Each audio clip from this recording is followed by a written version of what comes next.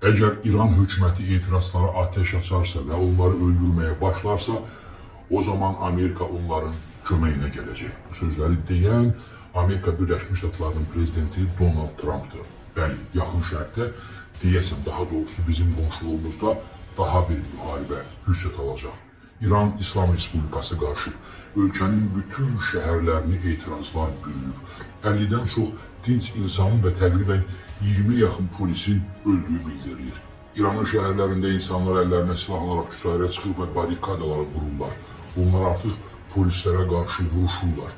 Məsud Pezeşkan, İranın prezidenti bildirib ki, bunun günahı bizim özümüzdədir. Biz bu günə qədər İran xalqını iqtisadi cəhətdən heç nə ilə təmin edə bilməmişik.